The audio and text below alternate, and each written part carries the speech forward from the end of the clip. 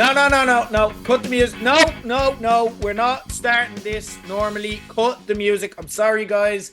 I can't just pretend this is a normal show because this is for the first time in 9 months we get to do this. So we're only going to start this show one way. Let's fucking do this. Yeah. Welcome back, baby. Star Jazz, it's fucking Star Jazz, just fucking Star Wars, Gerry and Ger. Star Jazz, it's fucking Star Jazz, just fucking Star Wars, Gerry and Ger. Because a long time ago, well, like this is being recorded on Saturday morning in a galaxy far away, well, from the suburbs and city of Dublin, two Gers, Gerry and Ger, came together to talk about something they're extremely passionate about, and that is Star Wars.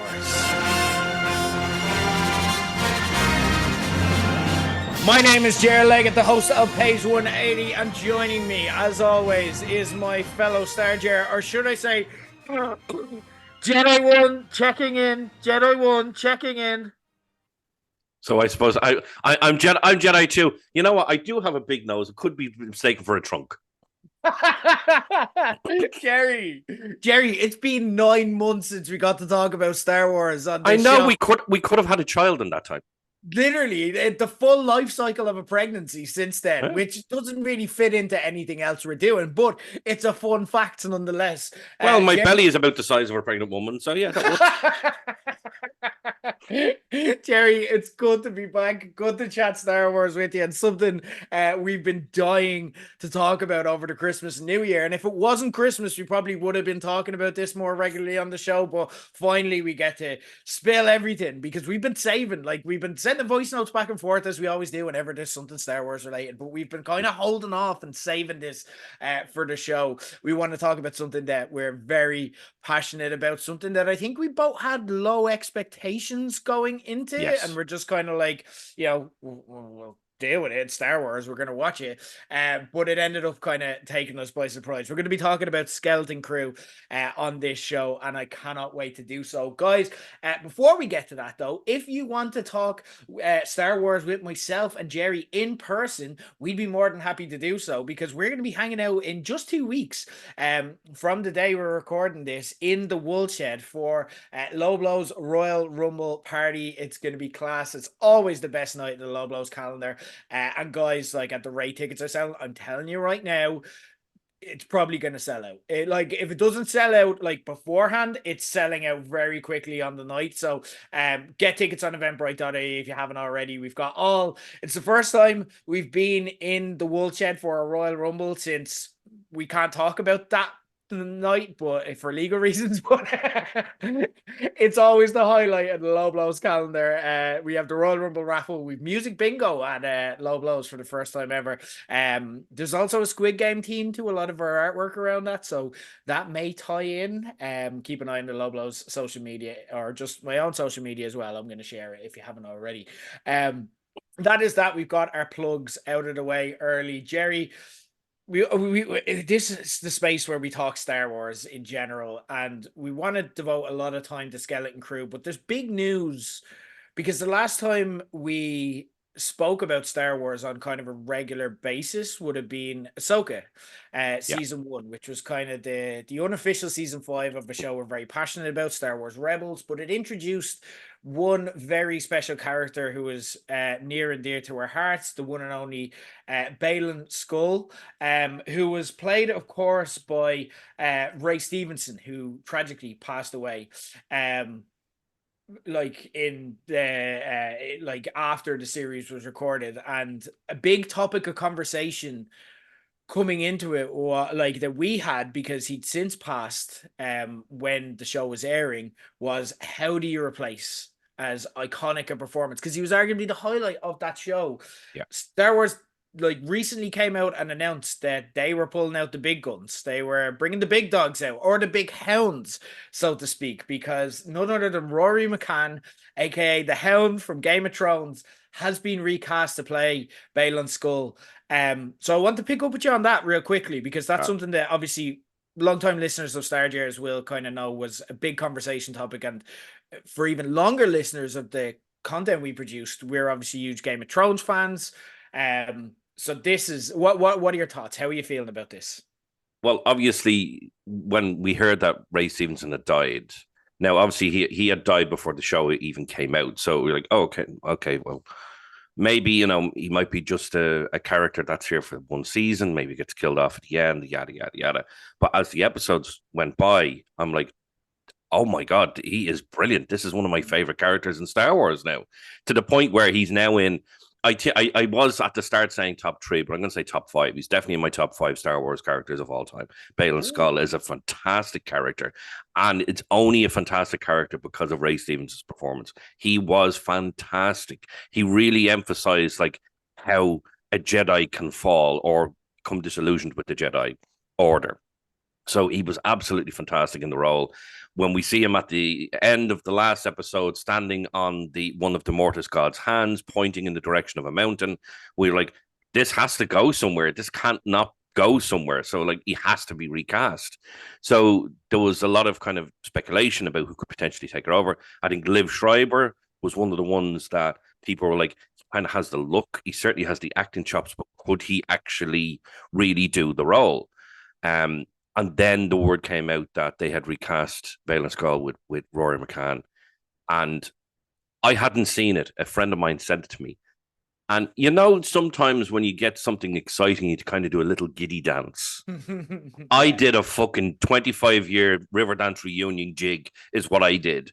It was absolutely, I was like, yes, this is exactly what I wanted. This is the right person for the job. Number one, he has the right look for it. He's around about the same age as Ray Stevenson. And the fact that they were fucking friends. Now, that is going to come into a little bit of conflict for him because he's going to want to do his friend and the character justice. But at the end of the day, it's Roy McCann. He's a fantastic actor. He's going to put his own stamp on this, and it's going to be great. The fact that there was certain things, certain aspects of the character, I was like, they need to get this right. One of the things, and this is going to be strange, but it's because I'm a beard guy. I have a big beard. It needed to look right. The person who took over the role needed to look like Ray Stevenson. And I actually have a picture up here of me of Rory McCann with a short beard and Rory McCann with a long beard. I'm like, yeah, he got it. He's got it, man. Absolutely got it. We know he can certainly do the accent. He can certainly act as well as Ray Stevenson because he's a fantastic actor. Like his range is amazing from Game of Thrones all the way to what was that top one? The funny one. Oh God, what's it called? Well, you know me, I can never remember the name. Fucking anything. I don't even know what your name is nowadays. Sometimes it's Rick, sometimes it's Jared. I don't fucking know. The same as you with Gerry and Ger, Star Ger. Arsehole? Like it's not.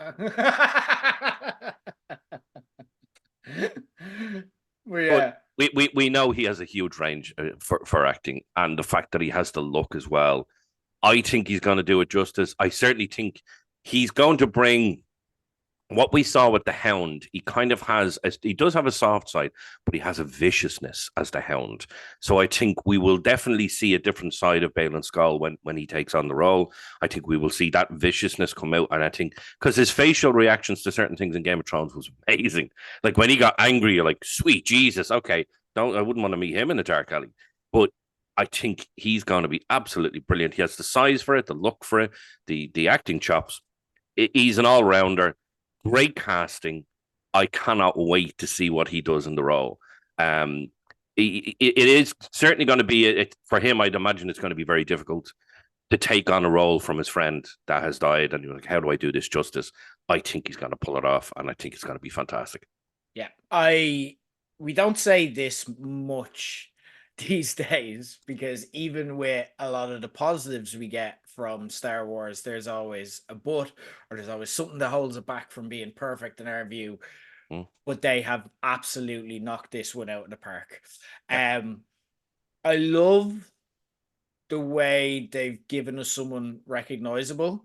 that has a lot of goodwill with kind of the nerd culture audience that Star Wars is going to attract. That's not just a carbon copy of Ray Stevenson, and like you said, we'll put a stamp on it. I think they've absolutely nailed this, and it was important for them to nail. And that now gives me the relief that I needed, because Ahsoka is one of those things with Star Wars where there's so much to like about the series, and I think back very fondly to it. But Yeah. there was aspects to it where I'm like, this could kind of go other way, and this could actually end up, if they do go the wrong way, this could ruin something that I love in Rebels and kind of continuing on that lore. But this gives me confidence heading into Ahsoka season 2. So I'm very excited. They've nailed this. And who knows how far this can go. Like, Baylon Skoll is the type of legacy character that can, they'll bring up in the likes of Star Wars Visions and so on, and they'll bring into other properties and so on. And if he survives the show, if he's not just kind of the big bad of this particular entity, I could see him being brought in. And Rory McCann, Ray Stevenson definitely gave the character the depth from being just the villain of this particular entity into being, all right, he's an all-timer that we have to keep. He is a Darth Vader or Thrawn. He is that level. And Rory McCann can do that as well. So very, very exciting news. And I'm delighted the Star Wars got this right, because we were nervous about that. Another thing, well, we weren't nervous about Skeleton Crew because, like I said, we had no expectations with this show beyond it just being Star Wars. But we're also very, I think, where there's a toxicity within the Star Wars fandom, I think we tend towards, look, it's more content. We're going to watch it. We're not expecting perfection. We can just go back and watch the stuff we love anyway. So let's just bring it on. If it's good, it's good. If it's bad, it's not going to ruin my childhood. What I didn't expect with this show was it to reignite my childhood. And in the TikTok that we released kind of in the week running up to it with our predictions ahead of the finale, you called this the best Star Wars show in years. There's a lot of positive sentiment out there for Skeleton Crew, and it's like, no spoiler. Like, look, we're not going to beat around the bush. We both love this show. But there are some people turning around and saying that while they appreciate it's a good show, and I think this is a valid kind of thing to raise, it's not for them because it feels like it's too much for kids. What are your thoughts on that? We're going to break this into, we're going to discuss the finale by itself, but we're going to just talk high level Skeleton Crew reactions, and then we'll kind of get deeper into the show coming up to the finale. But what are your thoughts on that as a whole? I love how they say, oh, it's too much for kids. What the fuck is Star Wars? Star Wars originally for kids. Andor. Yeah. I'll come back right away and I'll go Andor. And they're like, and what they'll say is they're like, Andor is for adults. That's the flavor of Star Wars. So like, The Last Jedi is not a kid's like property. No. So again, I think that, and I see validity to this. I don't necessarily feel the same way, but like, I don't think Star Wars it just has to be for kids. Like, but exactly. So I'll kind of just give volume to that piece. That'd be what they'd say. But this is the thing for me, is that I'm an 80s child, you're an 80s child, right? At the end of the day, you look at this, and especially from the very first half an hour of the first episode, you say to yourself, they're obviously going for kids 100% because it's a show about kids in Star Wars. Okay, I get it, okay? But at the end of the day, you only have to watch that first, say the first 2 episodes, we'll say, the very first 2 episodes. That it was written for people of the 80s. It was, because you listen to the music, you look at the story, you look at how they're progressing in it. I'm like, I'm sorry, this is written for me. This was written for me. Yeah. Like, I loved, when I was growing up, I loved E.T. I loved Masters of the Universe, was a He-Man, all that type of stuff. I loved the Goonies. And I'm sorry, if this wasn't the Goonies transplanted into space, I don't know what is. Even the music, because I'm telling you, whoever the guy who wrote the music, I'm telling you now, he loved the Goonies because it has the same tempo, it has the same speed, everything, the highs and lows, everything. And I when it comes to music for me makes or breaks a show or a movie or whatever it is you're watching. And it was perfect. I'm sitting in the cinema because I was very lucky to be invited by Disney to watch the first 2 episodes. I sat down and I'm like, holy shit, this is amazing. I had a smile on my face for I think we were in there for just over an hour watching the first 2 episodes, and it was fantastic. As soon as I came out, I sent you a voice note. Ger, it's brilliant. It's gonna be great. Absolutely love this show.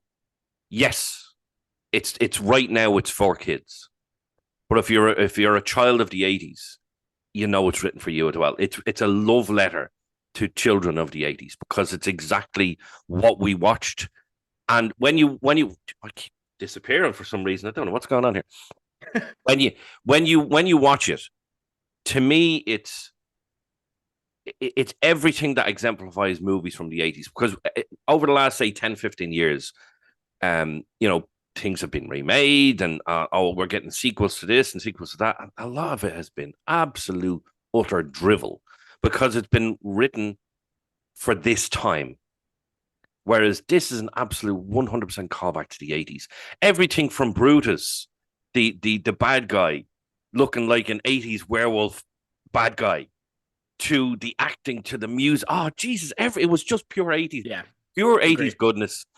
A lot of practical effects as well. So that, again, brings you back to the '80s. It was just, yeah. Honest to I God, I love love that. the show. I totally agree. It is a show for kids, but not necessarily kids in 2025. It's a show for kids in the 90s. You know what I mean? And it is a show made to make you feel like that child again. It brings back that inner child. Christopher Ford is the showrunner for this, who created it. And he's very open about the fact he was obsessed with Amblin Entertainment as a child, which is E.T., The Goonies. Never Ending Story is one that I got kind of big vibes from, like kind of, particularly the Wim character is very Bastion coded, like kind of the unruly child who's kind of distracted by the world around him. He's got his head in the clouds and then just wants to go on an adventure. And then when he goes on it, it's like, oh shit, this is real life. I could die. But it's still fantastical and exciting because we're those kids. That's why we're watching this show, to get that feeling and sense of adventure, and they're living that out for us, and that's where it came from. Very Stranger Things vibes as well for anyone who hasn't seen it. Like, it's kind of effectively Star Wars things, is essentially what this show is. But it's not like in any way an egregious way, because I'm like, this is a brand new flavor of Star Wars. What I loved about it, and what I love about shows like this and Andor, is that we love Dave Filoni on this show.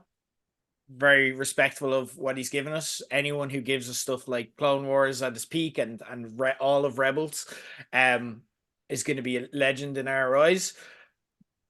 Well, what Dave Filoni can sometimes do wrong is he's very much tie everything together, bring back big characters, and even shows like The Acolyte felt the need in the end to end on Yoda, and felt the need to kind of tie it all into the bigger picture Star Wars stuff. But what shows like this and Andor show us is that telling original Star Wars stories with new characters is actually better than just reliving the hits, and it actually works better for us, because what we want as fans is to get lost deeper in the galaxy. We want to go deeper. We want to hear new stories. We want to meet new characters. And this was fantastic. But what I loved about it was, like, it had the Star Wars elements of adventure and space and lore, but it not only makes time, but it actively prioritizes fun. Claimsies is a legitimate plot point in this. It's something that is actually relevant to the main story and how it plays out. And the last thing I kind of want to note about why I love Skeleton Crew is that Star Wars at its peak is a tool to tell, in a fantastical sci-fi way, really basic fundamental stories that we can all relate to. Luke trying to deal with his daddy issues that's essentially like he had an absent dad, and what did that make him? And what if his dad disappoints him when he actually reunites him? Or how does that affect his father meeting his son, and so on? Mando essentially being a dad who stepped up. A lot of daddy issues in the Star Wars creators universe. Yep. Anakin trying to weigh up the cost of what we should do to protect the people we love. When does that become toxic? When do we have to let them go and let the world take shape? And what does that make you when you essentially go into something with good intentions and can you become a monster because of that? And Skeleton Crew is about kids beginning to grow out of that little comfort zone of imagination and dreams and the safety of the world where you're just protected by your parents and the safety net that like particularly privileged kids grow up with, and then being thrust out into the big bad world and having to find their place and find who they are and what the world makes them under severe pressure, and having a lot of fun on the way. And it was beautiful. And what I loved about it too is that it's a character-based story. Yes, there's time for all the things that we love about Star Wars. There's lightsabers, there's hyperspace, there's battles, there's fun, and also like menacing villains in this. But it's about the core characters in this. So with that in mind, I think we all connected to different people because that's the idea of the show. You are whoever your avatar is in this show. Who's your MVP and who did you connect to? Who was the MVP of this show? Oh wow. So many good, and the fact that these are young kids and they acted as good as they did was Yes. fantastic. But for me, um, I have to give it to Neil. Neil was Yeah. just such a fantastic character. He really, really was. I have the young chap's name is Robert Timothy Smith, and my God, like he knew the assignment and he did it, and my God, he was so good, so good from the very first moment you meet Neil. Like obviously when you see him before, it's like it's a fucking elephant. What the hell? I was like, what the hell's going on? I was like, yeah, it's Star Wars. You could literally turn any creature into a character, into a person, into a race. You know, it's what they do. And he was just from start to finish, like even I'm not going to get into the last episode. Even the last episode, he was like, "Fucking kick ass, deal. That's the shit, man. You do that shit." I love. Oh, he's so good, so good. And this is what really has me like, lads. I know he's made this with the potential to go into a second season. I know you kind of gave us a last episode. They're like, okay, well, if it doesn't come back, that's an ending. No, you need to give us another season. I don't fucking care. You Oh don't. yeah. Oh This is yeah. the thing about it. This doesn't need to be tied in with the greater Mando universe. You're This getting could be a ahead of yourself, standalone Gerry. here. You're getting ahead of I yourself know I with am, what we but want like next. it just when it comes to Neil, he for me was the best character. The best thing about this show because it exemplifies exactly what the show is. Yes. It was he was so good.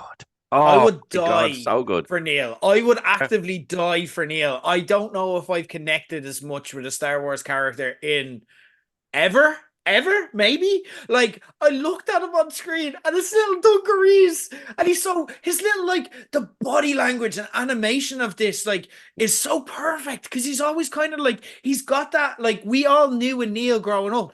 You know, I was a Neil if grown you up. weren't a Neil grow exactly like little Hunston nervous in his little vulnerable dungarees, and he's cute, but he's also funny and lovable, and he has so much to offer. He's intelligent, he gets it, but like he's just everything he does is cute. Like even in the first episode when they're like the Fern and KB play the trick on them and they're like, tell us who you have a crush on in school. And he's like, I have Runa.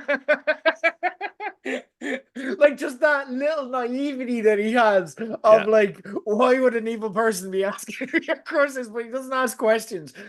But also like then you get into the deeper character beats like of who he is, and we see that kind of play out in the fourth episode where we see that he's very predisposed to safety. Like when Wim thinks he's found a Jedi temple, his natural instinct is we need to tell our parents. You know what I mean? And that really opens up the world and plays and gives us a fantastic contrast with Wim, who I don't want to go under the radar here, who is the emotional funnel of the show. Like, I also think he works because he is the audience avatar. He's the guy who's got the call to adventure. Like, and you know, he's also got the same vibe as Neil of that awkward. Like, I loved the moment where the two of them were, like the first time we heard Claimsies in episode 1, and the girls trick them into doing everything for them, and the guys are like plotting, and they're like, the girls are so stupid. We're gonna call unclaimsies, and then we're gonna say Claimsies, and he counts in here, and then the girls are just looking at them doing everything, and they're like, they're so stupid, but thinking he has the best of them, like at every stage, but then there's the emotional beats of Wim as well, where it's like when KB turns around to him after he helps her, and she just says, "Thanks, Jedi," and like you just see him light up, and like you just see it meant the world to him. Like, I love these kids. I like all of them are great. I also want to give a shout out though as well. If we're talking MVP, this show would not work without Jude Law as a counterpoint, as Jod or Silvo or Crimson Jack or Dash Zentin. He was phenomenal in teasing this out. Jude Law is at his best when he's playing a smug arsehole, but he's also someone who just got the brief of I loved Jod. I loved watching him. I'm so glad that he survived, and we'll probably get more of him in the future because he's such a brilliant character to bring into the universe. How manipulative he is. I love characters who just know how to improvise their way out of trouble. No matter what happens, like he's like, "Oh, it's you I was looking for." Like he sees someone who's about to kill him, and he's like, "Just the person I wanted to see. You got to go down there. There's treasure." You know, he's brilliant. But then he's also just sneakily hilarious as well. Like when, you know, when like at one stage, like someone's like, "That's not a thing the Jedi say." Bullshitting his way through it, and we know it, and we can see through him. But also, you see how devoted people are to him, and you also get that too because you're like, this guy might just have the smarts to make it. He might have the smarts to outsmart everyone. There was echoes, I think, as well when he gave that speech at one point after he'd killed Brutus, and it reminded me of the Penguin, where he had that "we're all hungry out here," and it was very like Oz's speech in Penguin that kind of motivated all the different gang leaders. But then there's just that unforgettable side of him that is just a prick at the same time. Like the little things that he does, it's not even the big things, because we understand by the last episode why he's built that way, and we can almost sympathize with him even if we don't agree with his actions. But there's the little things as well, like when the first time he meets 33, tells him to clean his bowl, and like he doesn't see droids as human, and we're very much like become attached to people as 33 as well. I like everyone was an MVP in this, and that's kind of what made it. It's an ensemble cast where every element worked. I would have liked to see Fern a bit more fleshed out as a character side. I thought the actress did a great job with her. But I just didn't get enough of her. I wanted to know more.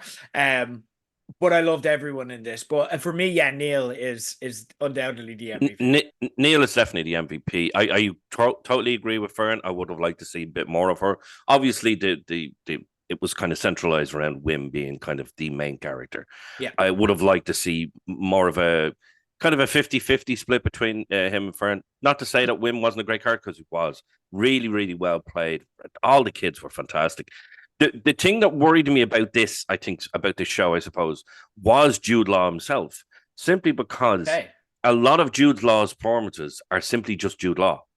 You know, a lot of time he plays the same character in a lot of films that he does. A lot of things it's just, oh, it's Jude Law being Jude Law. I'm like, okay, yeah, that's good. Yeah. The exception for me is that when he plays himself really, really well. So, you know, what I love about Jude Law is I love him in Sherlock Holmes. I think he's fucking brilliant in Sherlock Holmes, but he's still Jude Law. It's like he doesn't really change it up that much. So that's what kind of worried me about this. Is like, is it Jude Law just going to be Jude Law? And it wasn't. If that makes sense, it was like if he's finally like he still has the same. He never changes his accent. He never does anything different in terms of that. He played a Russian sniper. He was still fucking English, you know. So, but when it came to this, when you first see him, you could tell, and this is the thing about it is that my friend of mine Olivia interviewed him. You could tell how much he loved doing this. Yeah, because at the end of the day, he's a Star Wars fan. So you could tell, even in his performance, he was loving this. It was like every word that came out of his mouth. He's like he's loving doing this. This is like a dream for him. So for me, when I first saw Skeleton Crew came out, I actually thought when it was first announced that it's Jude Law doing an animated show. I was like, oh okay, and then it was like, oh, it's not animated. Okay, I'm like, oh, it's still Skeleton Crew. What's this shit going to be? The thing for me that kind of really kind of switched in my brain was when I saw the poster for the show. I hadn't seen it yet, just the poster. And I was like, Jesus, it's like it's transplanted out of the 80s. That's exactly what I thought. Then I watched those first 2 episodes and I was hooked immediately. The fact that Jude Law, when he comes in and he does that little trick, I'm like, nah, there's no way. There's no way. He's not Jedi. Fuck off. He's not Jedi. And it just goes from there and it just blossoms. And his performance was fantastic. The fact that he went from savior to villain, and I'm like, yes, that's so good. Let's get. But there's still like a part of it where like you sense that he's not that, and it's just again a fallen Jedi, similar to Baylon Skoll. Like it's a shades of grey character, and he can go either way. And what makes me excited is the fact that they can use him for whatever they need. Wherever he pops up, he can be the main villain, he can be the anti-hero, you know. So it was a really deft performance, and it's one of those things where I agree with what you say. Where sometimes we get it where Robert Downey Jr. comes to mind as well, where sometimes these big stars who star in a Marvel or Disney property are doing it for the paycheck. And they show up and they do their bits and they're funny and but like, again, you can tell this isn't the thing that they see as their thing. And then sometimes you've got a Robert Downey Jr. as Iron Man, where he's like, this is my career on the line here. This either works and I'm back or it doesn't. And I'm going to give 100% to this. And that passion of Jude Law shone through here, where he's like, this can be just a cool payday that I get to tick off and say I was in Star Wars, or this can be I imprint myself on Star Wars by giving such a great performance. And he went for it. He was passionate. He loved it. And it was brilliant to see. Because again, Jude Law can sometimes be like, all right, it's Jude Law. But when he can fucking act when he wants to. Before we get to the finale, I want to talk about the not every episode. We don't have time to go through it because we'd be 7 hours. But what was your favorite episode? What is the episode you'll take away from this? Again, we'll leave the finale to one side and discuss it itself. But what's when you think back to Skeleton Crew a year from now, what's the episode you're going to remember? I think it'll be the first one that got me hooked. The very first episode, because I had no real expectations going into this. I said, well, number one, it's Star Wars. I'm going to watch it. Doesn't matter what it is. I'm still going to watch it. I was like, I have no idea what way this is going to go. Who has it been made by? I didn't do any research. Didn't look into it at all. Because I wasn't interested. I'm like, ugh, another Star Wars show. We're just literally been thrown Star Wars show. It's going to be shit. I'm like, whatever. And I sat down. And after that first episode, I turned to my son and I said, that was brilliant. Yeah, that was great. Like, okay, give me. Yeah, I'm ready for that. I'm ready for episode 2. Give me episode 2. Let's go. Yeah. Episode 2 finishes. I'm like, I have to wait 2 weeks for this shit now. Come on. I want more. Every episode had me wanting more. You watch the first one, and you're absolutely set to watch the second one. As soon as the second one's over, I need the third one. It's literally like a drug then. And literally hooked this shit to my veins. Every episode that came along just made it better and better and better. You know it when you watch the likes of Ahsoka, you watch the likes of Mando, you have the highs and lows. So you've got those really, really high episodes, and then it dips down, and that wasn't quite as good. You can't say this about this show. There was no single dip. There wasn't an episode that you could say, well, that really wasn't as good. Every episode was on par with the first, the second, the third, the fourth, all the way to the finale. It was fantastic. If anything, people will say, "Oh, well, the finale wasn't quite as good because of the ending that you got." Fuck off. From the very first episode, I was hooked on this, and that is what is going to get me. Like that, you say a year from now, Yeah. you know what? I'm gonna watch that again, and it is going to be one of those shows where you'll forget about it for a little while. Something will remind you. You'll hear Nick Frost's voice in a new show or a new film. Jeez, I should watch Skeleton Crew again because you Yeah. get that voice, or like Jude Law or one of the other characters. You're like, I should really watch that again. And it's as soon as you hear it, for me, it's going to be watching that first episode, sitting down, watching it on a big TV on the couch, and hearing the music when the Yeah. kids are on their bikes going to school. That to me, it's like Yeah. that's what it's going to be. It is absolutely exemplifies everything that I love about Star Wars. And to me, and not everyone's going to agree with me, and you don't even agree with me 100% with what I'm going to say here. But to me, it's not only the best Star Wars show in years. You're It's you're you're getting ahead. it's Stop talking. Stop. That's its own discussion. We'll get to it. Right? Relax. Kill the Jets. I asked what your favorite episode was, not how do you all rank of this them, in your episode. all of Right. them. Good. I agree with what you're saying though. Episode one and that moment of, oh, this works. I didn't know that I needed this. Like, and that moment of revelation. But I watched this like twice, as I'll always kind of do when we're talking about it on the show. Once as a fan and one to kind of break down. But rewatching episode one, even so soon after I'd watched it the first time, it still gave me that by the end of it. I'm like, yes, like just the exhilaration of it. For me, and again, like more so, just I probably would say episode one was the best of the bunch because you can, and that'll be that moment of revelation of holy shit, this is great. That even we didn't get with Andor. And Andor is considered the top of the top when it comes to like Star Wars TV, especially in recent times. Because that took its time, whereas this was just amazing from the get-go. Episode 4, I want to call out as well, the episode where they went to Akron. And what's interesting about this is that in looking it up, this is actually the lowest rated episode on IMDb. Which I find mad because I love this. You, of course, had the Twoik. Is that how you pronounce? I think I got it right. The Twoik versus the Hatton Civil War. You've got like the Child Soldier School, which is a really important kind of turning point for the likes of Wim and Fern because like they kind of manipulate the kids by playing to their ego and being like, oh, we treat children as adults here. And that sounds good when you're a kid, but actually, no, kids should be kids. And what they mean by that is we put you out in the field and you go to die if you need to die for us. And they don't pick up on that danger. They just think that it's cool, but it changes them fundamentally as a character. But why I love this is because it's the Neil episode. And it changes him fundamentally as a person. And again, Neil is just so vulnerable at times. Like I'm sitting there, like either just going, "Oh my god, he's scared in his little dungarees. It's all right. I just want to mind him."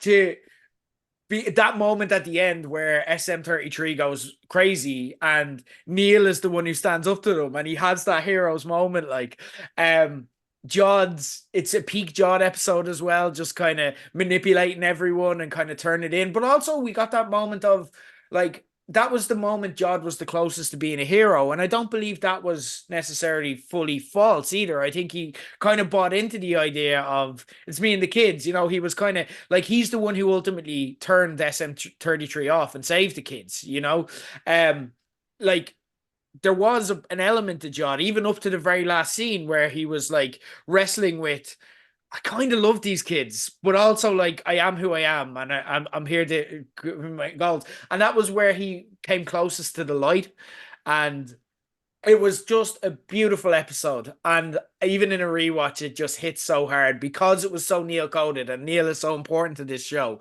I think the episode that's going to split our opinion the most, but not fatally in any way is the finale. So let's get to it. Usually at this point, what I do is I'll do a recap to bring everyone back into the mindset of this is what happened in the finale. However, if you listen to our Rings of Power recap episode, what I realized is that I wanted to share something that I enjoy so much when talking about shows with Gerry in private, where he'll like just unknowingly recap the show off the top of his head. And it's fucking hilarious because, again, we know these things about Gerry. He can't remember names. He can't remember places. And he's Gerry as well. And it's just hilarious to hear him. It's the mad cow. It's the mad cow. Go through, like, just hear his train of thought for a while. So what I asked Gerry to do is don't prep it. Don't write it ahead. Just wing it and bring us the alt recap of the show. Gerry, if you forget anything, that's fine. Don't worry. I'll be here anyway. But Gerry, take us away and talk us through what we need to know about what happened in the finale of Skeleton Crew. See, now I'm on the spot now, so I can't fucking remember. Okay. Forgot the entire episode. The lightsaber. Oh, the lightsaber. Yeah. Okay. Right. So we get in, and the Maz and Daz are there, and they're looking at Jude Law, going, "Oh, thanks so much for bringing them back." I'm like, "How can you be so stupid? He's holding a lightsaber to somebody. You fucking idiot! What the hell are you doing? Don't be so. Look at your kids' faces; they're all terrified. Come on, don't be fucking idiots! Like, come on." Jude Law is standing there with a lightsaber. It's not a fucking flashlight or a flashlight like you think it might be. Fucking he's standing with a flashlight. That's a different show. It's everything's a dildo if you mean it. That's all I'm saying. Even a fucking lightsaber. Like, why do you even do this shit? This is the problem. This is a nice innocent children's show, Gerry. Jesus Christ. This isn't an innocent show we're doing, so shut the fuck up. So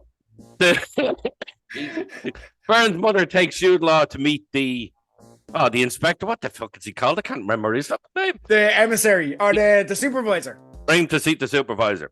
All that gold is there, and he knows what the hell is going on. We then get the kids going. Well, they all get separated, and they all get protected by droids. I'm like, oh, here we go. Yeah, how are we gonna do this? So eventually, Jude Law goes to meet what do we say he's called? Supervisor. Goes to meet the supervisor. See, you were having me on the spot here now. Goes to meet the supervisor. And of course, we know the supervisor's voice. The supervisor's voice is not Hugh Laurie, it's Stephen Fry. Yeah. It's Stephen Fry, isn't it? Yeah, Stephen Fry. And of course, that voice kind of sounds a little bit familiar. We didn't really get an explanation, but it kind of sounds familiar. Maybe it might be some sort of pirate boss that was originally found on the planet. Wow, but we don't know because nobody fucking told us what it was. He decides, let's get my ship down here. Come on, let's get to the ship now. No, I don't think we're going to get the ship down. And then he stabs Stephen Fry in the eye. You miserable bastard, Jude Law. How could you do that to fucking Sherlock Holmes' brother? You prick. Don't fucking do that. Eventually, this big ass ship comes down, and you think, well, the heroes are fucked now. All the kids are fucked. What the hell is going to happen now? They start shooting up the whole city. I'm like, you didn't need to shoot up the city. Just come down, you miserable bastards. And that one alien from Mando that's on that crew, he just has one of those hateful bastard faces. I'm like, you horrible fuck. I hope you get shot or stabbed or fall off your fucking ship. Whatever. I don't care what it is. We then get to finally, the power is down. The kids meet up. We need to do something. We need to get the owl lady to get the X-Wings in. Let's get the owl lady in. Come on, let's go. We all fly off in different directions. Wim decides I'm going to have to go and try and save the guys and try and get the power back with my dad. Then KB's like, I'll get on the ship and fly off and get the owl lady. Fucking Neil goes, you sound like the banging North Sider off you. Get the owl lady there, will you? Get the owl lady. Get the owl lady. Neil's like, I'm going to find a big fucking gun. And he goes and finds a big fucking gun. All heaps of shit starts happening. The kids think it's all over. Are we going to blow up the fucking barrier around the planet? Are we not going to blow it up? Is Jude Law a Jedi? Is he not a Jedi? I was actually taught by a Jedi for a whole 5 minutes, and then I saw her die in front of me, and that's why the way I am. Well, fuck off, Jude Law. Go fuck yourself, you miserable bastard. Jesus Christ. Oh, the shit you have me do. Eventually, KB, she gets through the barrier. She sends the message to the old lady. Send the fucking X-Wings, we're here. Come on in. They go down and they blow up the fucking There's a big fight. Oh, Jesus Christ. There's a big fight with Wim, his dad, and Jude Law. We need to fucking blow it up. We need to blow it up. Bernard's like, Ma, will you just blow up the fucking barrier already? The man's like, I don't know where I should. Just blow up the fucking barrier. Gerry doing the time-honored voice of a man doing a woman that no woman ever does. Hello, I'm a woman. I'm Ferd's mom. Blow up the fucking barrier, you dumb fuck. Eventually, the hands all meet on the control, and boom, the barrier blows up, and they see the scar. They see the star for the first time. Oh, is it going to fall on us? No, the strings come to rescue, and they blow the bollocks out of the ship. The kids come to the rescue, and as Jude Law, on his own, looks out the window at his fallen frigate coming to the ground, a slight little smile goes on his fucking mouth, and he's like, I'm kind of happy about this, but I just lost loads of money, so fuck the kids. Eventually, all the kids get back together with a slightly beheaded but still active 33, and they all live happily ever after. Or do they? Oh, Gerry, I have to admit, that was incredible. That was amazing. All right, that's enough. Oh, you bastard. Gerry, no, phenomenal stuff. I love the chaos. The chaos of your recaps never get old. I need, see, the thing is, I need to do these recaps literally the day of or the day after, because I watched the episode on Wednesday morning. It's now Saturday morning. So I know I missed a few things. I'm like, shit, what did I miss? What did I miss? Gerry, you don't need to change a single thing ever. That was perfect. One thing I did not expect to hear, one quote in a recap of this throwback children's show, is the phrase, everything is a dildo if you try hard enough.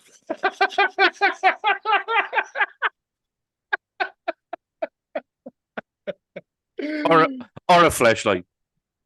Jesus, yeah. Well, look, there, whatever you do with your lightsabers. We need to get this show back on track. We haven't talked about the finale because in our preliminary discussions, we realized we may differ somewhat on it. Okay. Yeah. And I'm going to kind of reveal my hand now, because I know obviously you've come out and said that you loved every bit of it. Okay. I've watched it now twice, and I didn't dislike the episode. I want to take that away straight away. I didn't dislike this, and I liked it more a second time around. Okay. But this was the one episode of this show that didn't leave me with that high that every other episode left me with, okay? And I'll get into why, because I've thought about this quite a lot since watching it originally on Wednesday and then rewatching it last night. We know this series is set in the Mandoverse. And one thing I've admired about it, though, is never giving into the temptation of just parachuting big names in favor of building new characters and new lore. And we haven't even gotten into Atten and the likes of that yet. And that's a whole huge thing that we could probably spend a whole podcast discussing in itself. I do have to be honest, though, and say that my first impression of the finale, the first time I watched it, was that it had a bit of the Disney Plus finale curse to it, in turning into the end of a Marvel movie with just a really long extended action sequence that doesn't really play into the character beats that we come to know and love the show for. And don't get me wrong, I had a really good time watching this finale. I just love being with these characters, and there were some big laughs and moments too as well that were really cool. But a lot of the enjoyment that I had, I noticed in reflecting upon it afterwards, was the anticipation that I brought to it rather than what the show did. Now, again, that's investment that I have is because of the previous 7 episodes and how invested they have me in these characters. So, like WandaVision, I don't think that the finale just being a little bit of a dip, I don't think that taints. WandaVision is still my favorite MCU show in spite of the finale. And this is still an amazing show, despite the fact that the finale didn't live up to the high heights of the other 7 episodes. But gotta be honest here and be real, even though I still love the show, what did we learn about the characters here? How did it resolve the things that it had built up to in terms of the character beats? Beyond KB getting a heroic moment, learning a bit of how Jod became who he is. Like, they answered the Jedi thing, but they didn't really do anything with it. They just left it there. Beyond kind of Wim having a lightsaber moment, Like, for example, Fern and her mom. That's the one thing that I was expecting coming into this, because I'm like, everyone's got an episode so far except Fern. So I'm like, this is going to be a big Fern episode. And they've kind of hinted that she has a difficult relationship with her mom, but we don't know why. We can infer that she's a bit rebellious and like her mom's very, like, kind of, maybe she had a wild side, but she's calmed down, like in being a mother. But we don't know, and we never got into it. And they just left that there on the table. And that's kind of how the finale felt. Like Neil didn't really do much. He was just, everyone was just functional to help the action sequence get to where it needed to go. And for me as well, it was the expectations that they set for this. Okay. The finale is called The Real Good Guys. Okay. And I'm not saying that I wanted Mando to come in and just be like, oh, I'll save the day, and then do what they did with Boba Fett and like, oh, it's the Mandalorian now. I don't want that. But it did seem perfectly set up that, like, by calling it The Real Good Guys, you're going, who is the real good guys though? Who is it? Like, what are you doing here? Like, who are you talking about when you say that?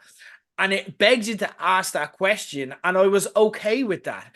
It didn't, Mhm. like I said, it didn't have to be Luke fucking Skywalker. It didn't have to be Mando. I predicted Ezra, but that was more just me thinking Ezra and Wim would be really good together. But I'm fine with it, them leaving that for Ahsoka season 2, because that's a mystery there. Yeah. I'd have been fine here if even they didn't have any real moments, but when the Republic ships ran in, we saw Hera in one of the ships. We saw Zeb, and she just gave a little nod to them or something like that. You know what I mean? And that would have made sense. That could have been something they could have given us, because they would be the people that would be in those ships. We know that, and where they are. But instead, what they had was a bunch of faceless New Republic pilots just save the day. They killed off the villains in record time, even for Star Wars. And the one thing we know from this universe, and the one thing we've been trained to ask and kind of learn and think about the New Republic, is how incompetent they are. Which, how shit does it make the villains we've invested in? And how shit does that make the characters that are under the thumb of these villains? And I understand what they're saying about these people aren't used to war, so that they rely on the droids and they get rid of that like fairly early into it.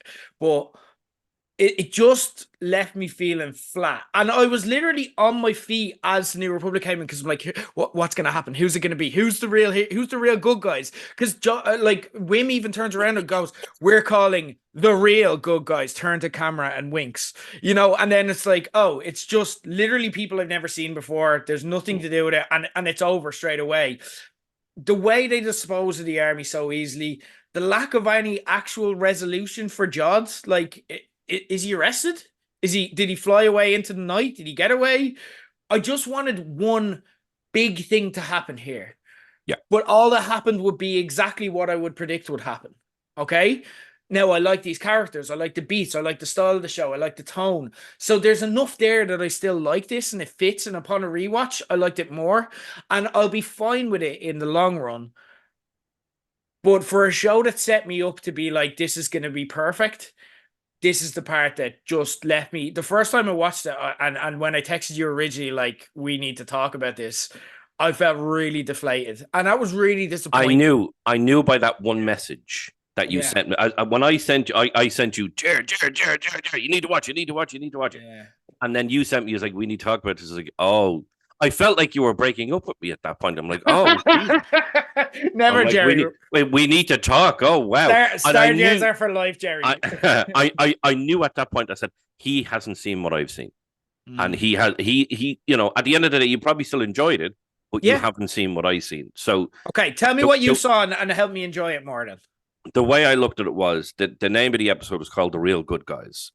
That's not the New Republic. That's not the X-Men's coming in. The real good guys are the kids, because those are the ones. They are the real heroes of the show. It's not just their acting skills; it's the fact that the characters are so well written.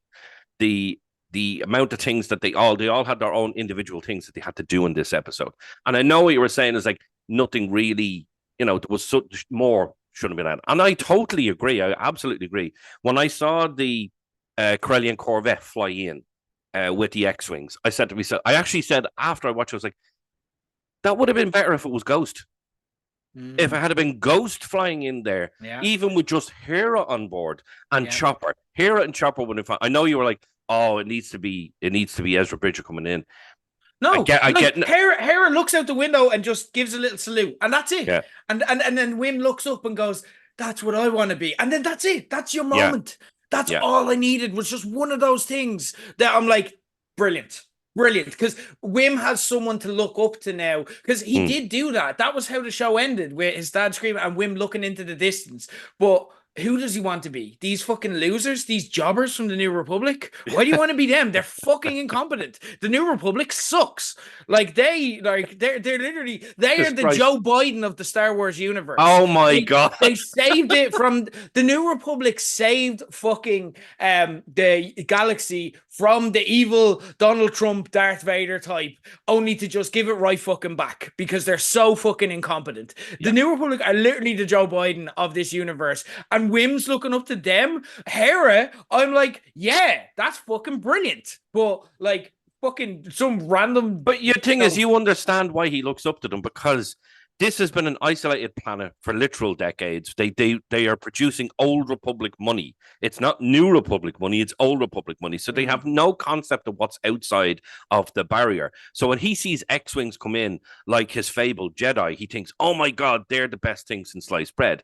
Now, the reason I think this show ended the way that it did, and we didn't have that big Jedi reveal or characters that we know or like the real heroes coming in to save the day is because the person who wrote this, the person who wrote that finale and directed the whole lot, was literally, and I've been saying it since the very start, was a Goonies fan. Now we talked about when I watched the first two episodes, and I said it's based on ET and the Goonies. You had told me you hadn't watched the Goonies, you had never seen it. Now, is that still the case? Oh yeah, no, it passed me by. It's something that I'm gonna save for like a Christmas. Yeah, Do you know what I mean? But it is something that again I consider child abuse. Like my parents let me down, yeah, not introducing it to me to yeah. it because I know Absolute that bastards. I missed a core part of my childhood. But I'll fill in the blanks. But yeah, no, a The- Goonies is the one of those stories that I've never yeah, seen.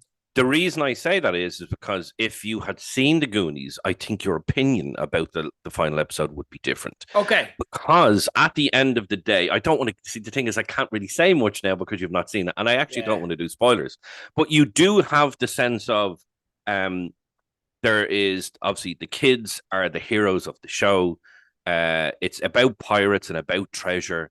It's about this is the thing. There's a guy in the film called Chunk, and I half expect, honest to God, watching that final episode, I half expected to hear 33 saying, because that's what he says in the film. That's what Chunk says in the film. He's one of the heroes. And at the end of the day, it's all about the kids, obviously their rebellious phase, and this is what they've done. This is always their rebellious phase in this. But it's also about the fact that the kids want to have a better relationship with their parents. And in the film, that's exactly what happens. It's the kids saving the day. And it's not just about the pirates, it's not just about Jude Law's Jod character. It is about the kids. It's about how they save the day. And they do, excuse me, they do save the day when it comes to the end of the film. And again, I don't want to say anything because I don't want to spoil it for you, Jer, because this is a pure kids film and this is a pure kids show. How it ends is almost exactly how the show ends. Is that the kids are the heroes, they save the day, and they come back to their parents and away they go. This is why I think this show is based almost primarily on the Goonies, is the fact that we do get that type of ending. There's no big outside hero coming to help them. It's them. They're the ones who have to save the day. Sure, you've got the X-wing to come in and they blow up the ship or whatever. And now at the end of the day, you're saying, oh, the New Republic incompetent, this and that. These are pirates, for fuck's sake. It's not like they're going up against the First Order or Yeah. the Imperial Remnant. They're only pirates, for fuck's sake. And it's only a frigate. Come on, like it's not like And a Star Destroyer for Jade's sake. And I can forgive that. I'm not against the idea. And look, I kind of felt that more in the second when I didn't have the expectations of something's gonna happen here because like what the fuck, like you can't just have three X-wings come in and just that's the end of it. Like when has three X-wings ridden by nameless pirates ever resolved a conflict on Star Wars? Which just undersold the importance and stakes of this for me a little bit, but I liked it more, and I think I will like it more. Like I'm already kind of softening on the ending as well. I enjoyed this episode, all right. Yeah. But there's some stuff that we haven't got a chance to talk about, and because we can't really without bringing in what we learned. The first thing is at Atten. Again, we could do a whole fucking 3 hours, I'd say, on this in Yeah. itself. But that was a whole new element that they brought to this, and we kind of got the curtain fully pulled back, and then the curtains were just thrown down because now, it's now out in the open, and they're on their own in the big bad world. We learned that this was ruled by droids in this episode, even right all the way up to the Stephen Fry voiced supervisor. They've had no contact with the Republic since Order 66, and they're an old Republican mint. And now the barrier is gone, and they're kind of exposed to the world and the elements in that. And then you can take that into what we know of the sequel trilogy and so on, that Atten is now known. It was previously of legend, but now it's kind of establishing itself. And what were your thoughts on the Atten element of this series, and did that work for you? And do you want more from Atten, or kind of is this story now told? I needed to know more about Aden and why exactly it was hidden. Because it's an old Republic era hidden. They haven't seen anything. You look at the coins and they're old Republic gold. That's what it is. It's old Republic credits. Why exactly? So they're on this planet. They have 40. I think it was 40 odd similar kind of vaults that they have all these credits in, and they're the ones that are actually creating. They're making the credits.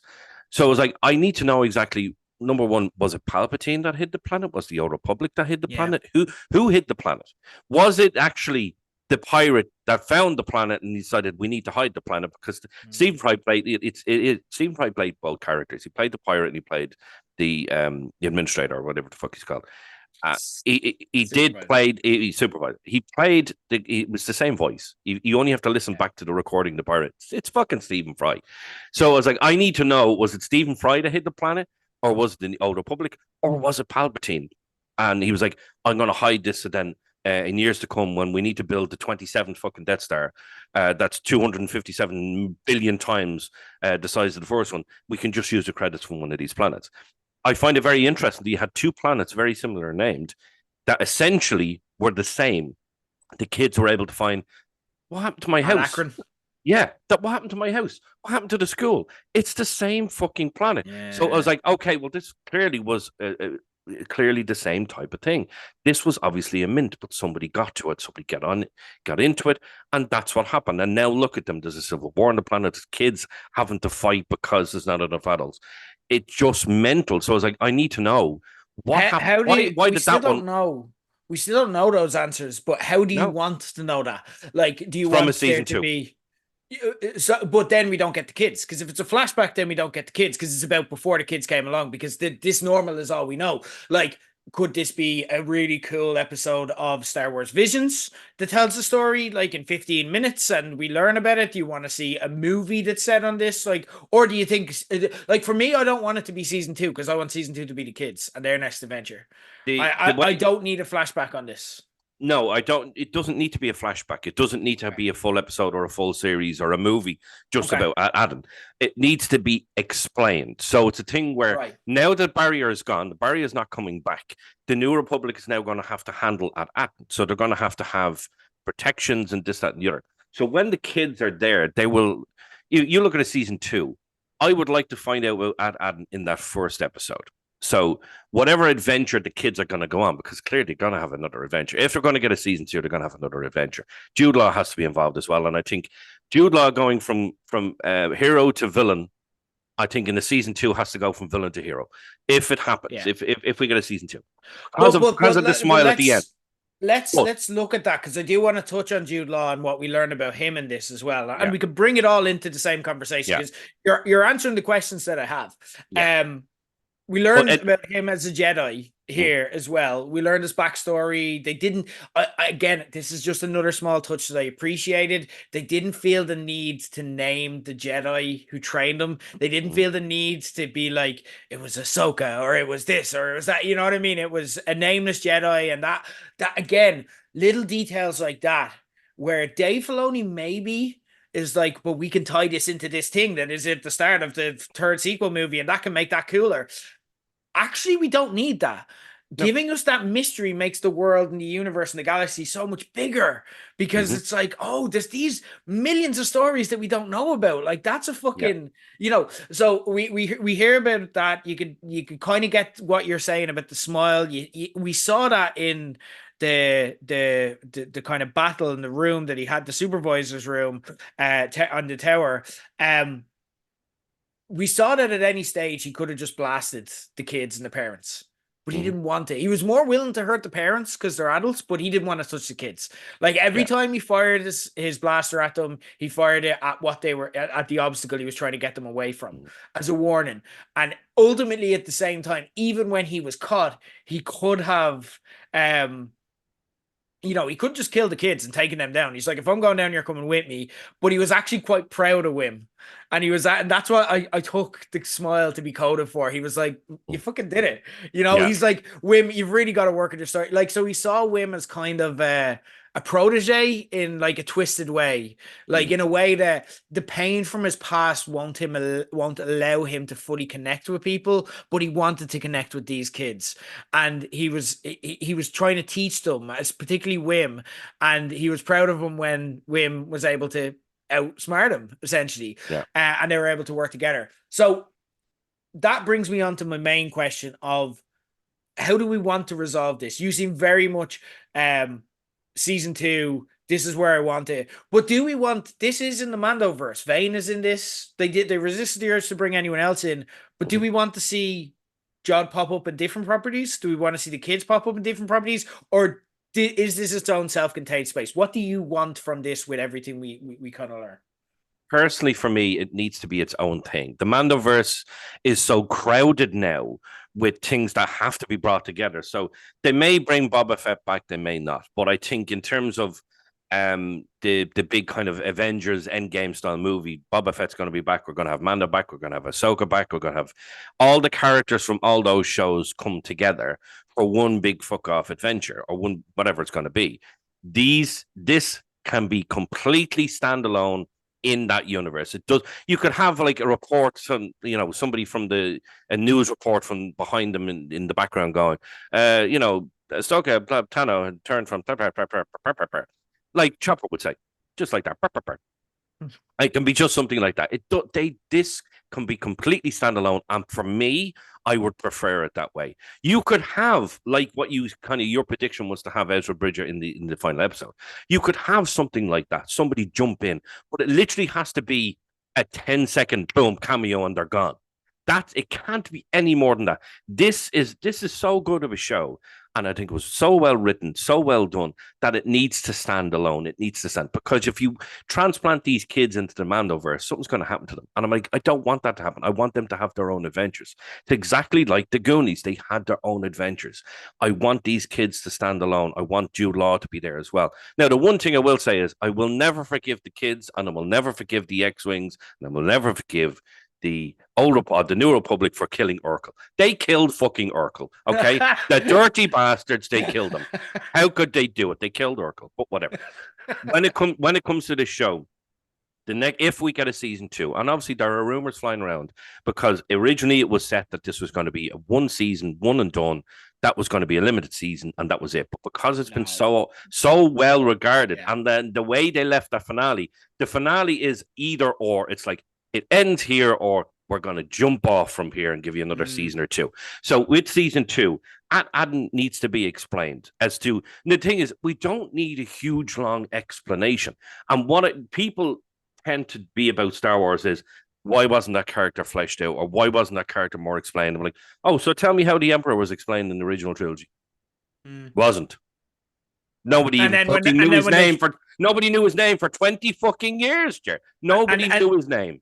and then when the droids we kind of hated it. Exactly. So I was like, Yeah, you don't need that much. You yeah, I just agree. need a simple little thing. So Yeah. in the next episode, in the next season, you'll find out that Adden was there and it was originally hidden by the Emperor, and he did it Mm. for nefarious reasons. But we're open now, and the New Republic's here, and we're being helped, and we've got all these technology, and we've got this, that, and the other.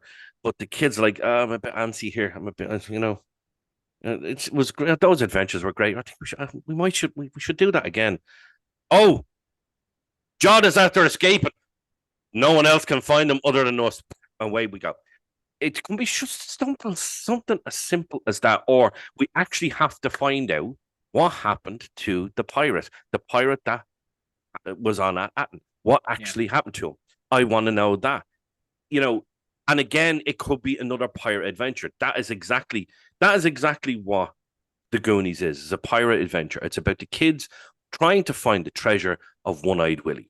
That is, and I know the name. I know One-Eyed Willie. I Christ, was I gonna know. say it like Oh, you were going to say it, don't lie. It's all about finding the treasure of One-Eyed Willie, and this is essentially they they they want to know more. There has to be more adventures here. I could see this going on for 2, 3, 4 seasons. The adventure of the season going on, whatever it may be.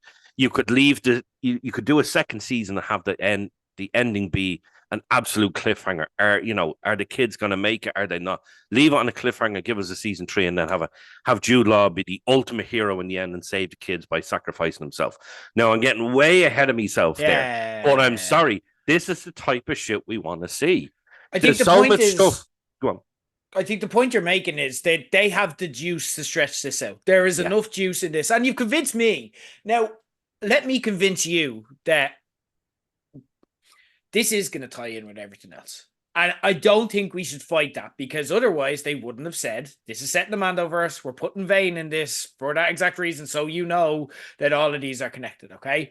I don't necessarily think that's a bad thing. And let me convince you why, because you're going to have to accept it either way. Okay. Because it's happening.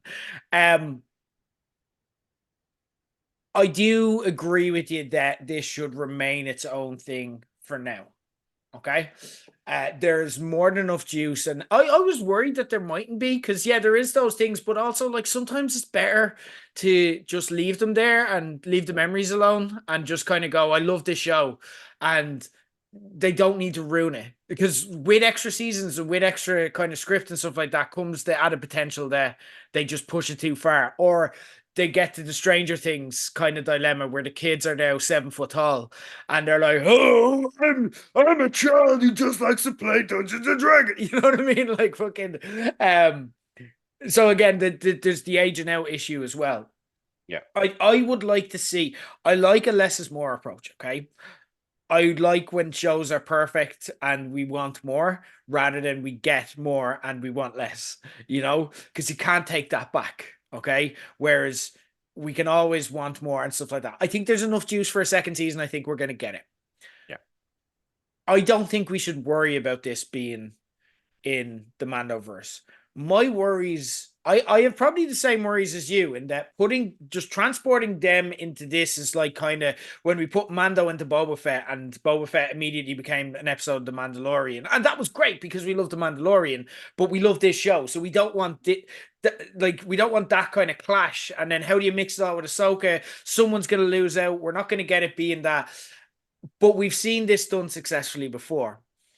Because when I think of my concerns that I have there, I think of the exact same concerns I had when I watched the first ever trailer for Infinity War. And I saw that the Guardians of the Galaxy were going to be in that. And I'm like, no, I fucking love the Guardians. Like, and the thing I love about the Guardians is they have such a distinctive style. It's about the music they listen to. It's about the banter they have. And if you put them into the Avengers, like, it then, like, how did them and Captain America share the screen? How did them and Thor interact with each other? Like, I don't know if that's just going to ruin the Guardians, because they'll have to become Avengers. And actually, it was a value add to that property. When you put them into that, it actually made everyone interact with them in the way that they go on. And it made you like everyone more. Look at what it did for Thor's character. I know we had Ragnarok, which was, Love and Thunder, which wasn't amazing. But look at how much it added to Thor's character by having Chris Pratt to bounce off, like, and having the Star-Lord kind of Thor rivalry. I think this could be successful, and I don't only not worry about it, I kind of actually want it, because I want what these people do to mean something. You know what I mean? I wouldn't be opposed to Wim getting kind of trained up in a lot of stuff, and at the end of it all, Mando, in that Avengers style scenario, Mando makes a Robert Downey Jr. style sacrifice, and Wim is the guy who kind of carries the torch, like a more adult kind of teenage Wim is the guy who carries the torch. I wouldn't be mad at that, because I like these characters and I want them to succeed and grow. And I don't think we have to worry, because we've seen this done even within kind of Disney. I think it could work. I think it could surprise you. Now, hold on a second, right? So I get what you're saying there. So the Mando. Don't take me too literally on that example. I know. Like, yeah. Because, no, I was like, hold on a minute. Did we just fucking forget about Baby Yoda here, about Grogu? What the fuck is wrong with you? He's the one who's going to carry the torch of Mando. Don't start me, you know. Yeah, you know. Don't start me. Yeah, but I do understand what you're saying. The reason I don't want the kid, because this is the thing about it.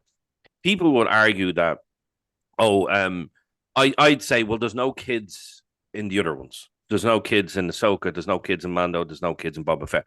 Now, people would argue, well, hold on, what about... Wim is literally Ezra Part 2. That was right. So Ezra is no longer a fucking kid. That was done in the cartoon. That was done in Rebels. What if Wim was Ezra's protege? What if Ezra's like, I recognize a lot about you, but there's a lot you need to learn about the world as well. But I actually have learned the same lesson, so I know how to teach you.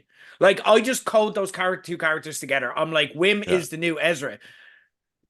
Okay, so what I like to see, what was their ship called? The Cinder something, wasn't it? Was it Onyx Cinder? Onyx Cinder. Okay. Yeah. But I like to see the kids fly in with the rest of the fleet in the Onyx Cinder and blow the crap out of the Republic, the Imperial Remnant. Yeah, that would be cool.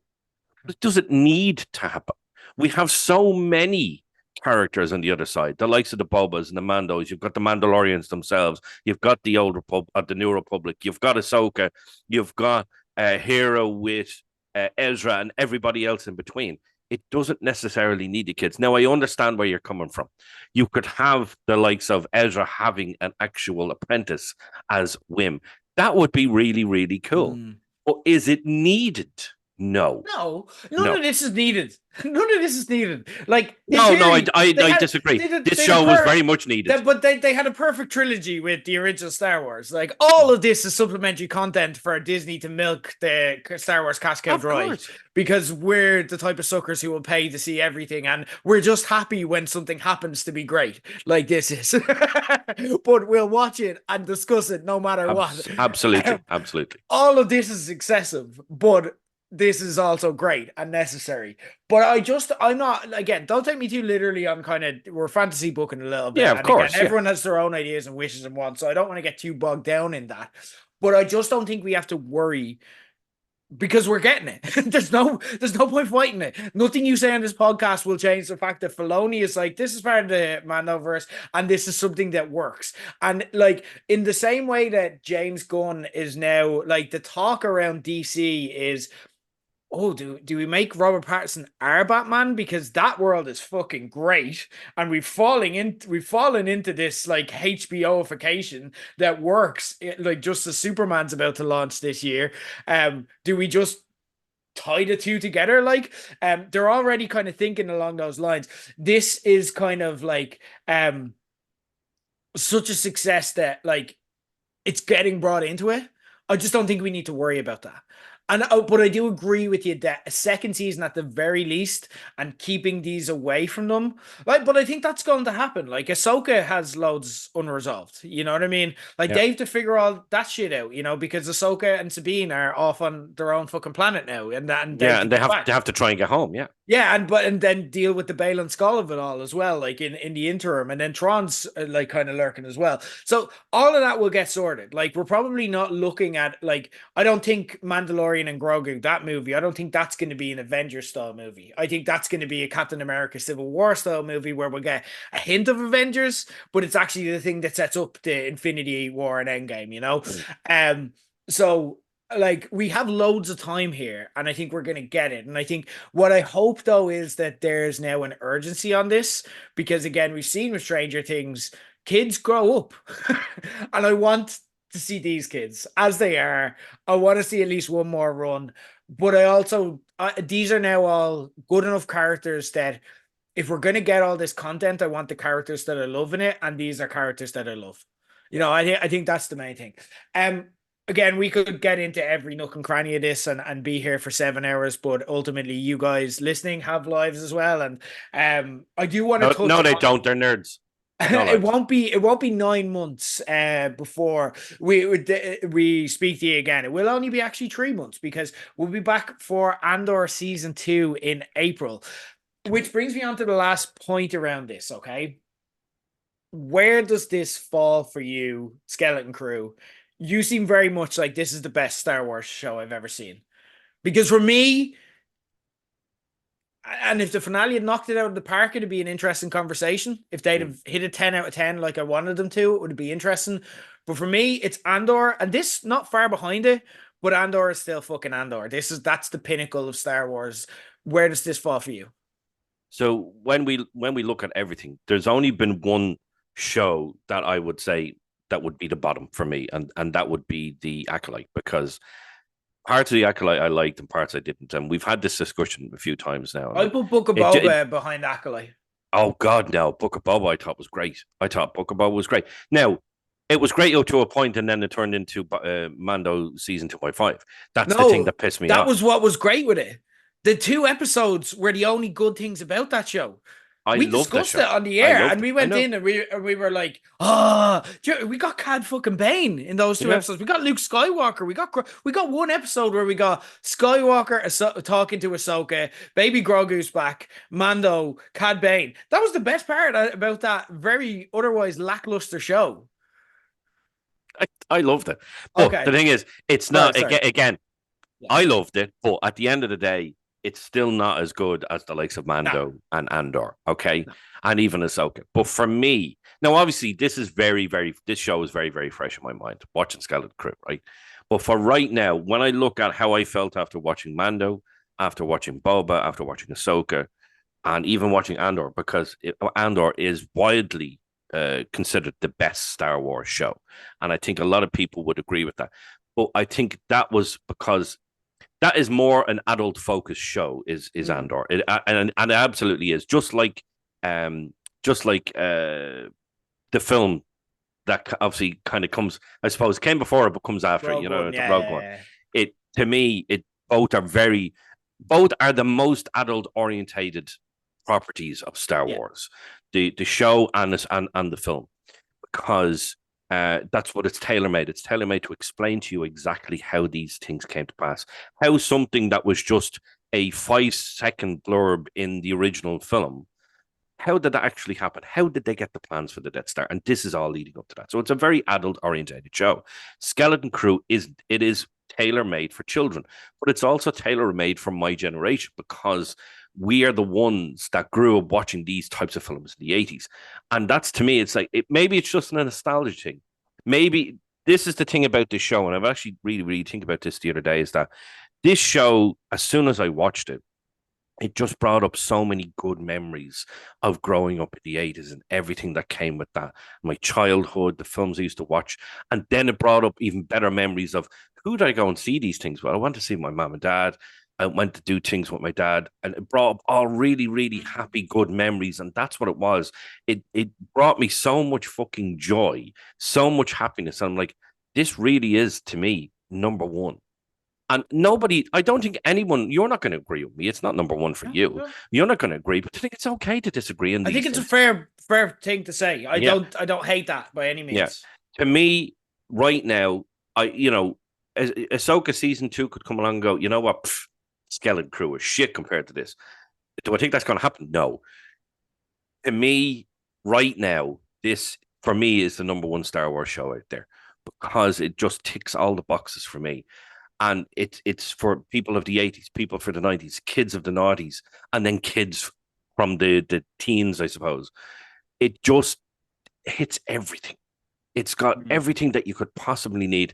Was the finale perfect? No. But the reason it wasn't perfect was because they didn't know whether we're going to get a season two or not. They didn't know how this was going to be received. Because you look at every Star Wars show over the last 3 or 4 years, has been very wish-washy about how it's been received. Boba Fett, not well received. Third season of Mando, really not well received. Some parts really good, some parts not so good. Ahsoka, kind of, yeah, not too bad. Andor, okay. Andor really kind of met all expectations and beyond. But then you've got The Acolyte, which came out last year, which was earmarked for season two. And as soon as the show was over, they were like, nope, not happening, cancelled. Not fucking happening. So I think Disney were obviously shiting themselves, thinking, Jesus Christ, is this going to be well received? What's going on? Now, how they didn't think this is going to be well received, I don't know, because it's absolutely fantastic. So they obviously ended the show thinking, well, let's just end it. And, we can come back if we need to, but it has to come back for season two. Yeah. Like the speculation is all there, the rumors are all there. There've been Yeah. shit flying around. It's like, yeah, we need to have a season two here. So just for me, and I'm not saying that everyone's gonna, because not everyone's gonna agree with me. Some people will, some people won't. This to me right now, it's exactly what I needed from Star Wars. I needed a feel good show that I can look at time and time again and go, Jesus, this is great, isn't it? This is just brilliant. Because there's these previous shows I have rewatched them, of course. I've rewatched all of them, even The Acolyte I've rewatched. And they don't give me that feeling of this is what I needed. Mando, that first season, when this whole universe, this new Mandoverse started, that's what we needed. Right then and right there, we needed something to bring us back from what we thought was the brink. We thought Star Wars is fucking dead. We thought after that new trilogy came out, we were like, what's the point? I'm like, yeah, just go and watch something else now. It's fine. And then Mando came out, and we're like, Mando saved us. Mando fucking saved Star Wars fans around the world. And we've had highs and we've had lows over the last couple of years since that first season. But I'm telling you now, this is one of the really big highs, and I think we will fondly remember this show for years to come. So you're ranking it top. I Yeah. I think it deserves to be in that conversation. I don't think it's an invalid point to make at all. I think if someone wants to say this is the best there, it has the chops. It's not egregious whatsoever. I did a ranking of kind of Star Wars TV shows. I haven't included the likes. Obviously, I didn't include kind of the old network like Ewoks and stuff like that from back in the day. Like obviously they don't really count. I've included all the live action Disney Plus ones and then some of the animated ones. Okay. Yeah. So I'll go in reverse order. Last by a considerable distance is Book of Boba Fett. Wow. Two good episodes, and the episodes were The Mandalorian. And the rest was muck. And it is an absolute shame that the incredible ending of season two with it is one of the most egregious things in recent Star Wars history that the emotional ending and parting of Din Djarin and Baby Grogu happened as a throwaway thing in the finale of Book of Boba Fett, and I can't forgive it for that. So it's That wasn't last. Book of Boba Fett's fault, though. That wasn't the show's fault. It happened in the Book of Boba Fett. I know it happened in the Book of Boba Fett, but that wasn't the Book of Boba Fett's fault, though. That's what was wrong with the Book of Boba Fett, because the Book of Boba Fett reminds me of the type of show they started writing, and they're like, oh, there'd be loads to tell here. People fucking love Book of Boba Fett. And then they got halfway through it, and they're like, yeah, Mr. Mandalorian. And then they just gave away loads of stuff because they didn't have enough in this show to actually substantiate a full show. They could have. There's enough there to put into it. They could have. But like they killed the character of Boba Fett. They killed. So like it did damage and it shattered it. Like again, think about how high we were on Star Wars live action TV coming off Mando season 2. We were like, no, everything Dave Filoni touches the gold. It actually actively hurt the legacy of Dave Filoni and Jon Favreau. It broke the trust we have in them as creators that not everything they will do. That did damage. Okay. The Acolyte I have in 8th spot. Okay. I really liked that show. There was a lot to like. Was it perfect? No, but there was a lot to like about that show. So I have it in 8. Oh, come on. The lightsaber battles were fantastic. I forget his name off the top of my head. Your man from the Good Place as the Jedi. Like, there was a lot to like about that show. It had a lot of potential. I'd love to see in a season 2. It is the solo of the Star Wars TV shows in that better than you think, better than you remember, gets a shit time, but better than you remember. Bad Batch I have next, and again, now we're into a stage of these are shows I really fucking like. Yeah. But again, like the Bad Batch, just like they just didn't have the teeth in the end. It just didn't have kind of the bite or the willingness to kind of buy in or mess with the canon or anything like that. They just wanted to exist on the outskirts. But some really good character work and stuff like that. Ahsoka, I have in 6 that can rise. There's a lot to like there. Clone Wars, I have a 5. Again, can be an up and down show. There's large parts of it because there's so many episodes that go nowhere. And then there's some of the best of Star Wars ever in there. The Mandalorian, I have a 4. Again, season 3, I think hurt. It's it hurt a lot of kind of its legacy and its bulletproofness. I thought it was almost a perfect show up to season 3. Season 3 wasn't awful. There was a couple of good episodes, but it was just a couple of good episodes in a really uneven season. I have this about The Mandalorian, which I think is like a compliment, and I have this in a 3. In a 2, I have Andor, and Andor with a second season can easily rise to number 1. Have you figured out my number 1 by deduction yet? Go on. It's Star Wars Rebels. Just peak. Obviously, I think for me, never every conversation we've failed. had, every Never conversation we had, Star Wars Rebels was always going to be your number 1. Just for the simple fact is, it is so well done. Yeah, well done. There's no bad moments in it. It is a perfect show. It means so much. The characters are great. It has all of the things we like. When you look back at if you were to go through, not why would you, but if you were to go through old episodes of this and you like tick the box of things I need from Star Wars and want from Star Wars, it does all of that. Yeah. New characters, new stories, adding to the lore, bringing people in, but not in a way that undersells our characters, giving us loads of weird, mad shit, bringing loads of new shit to the universe. But then there's iconic moments involving important people. It matters in the grand scheme of things.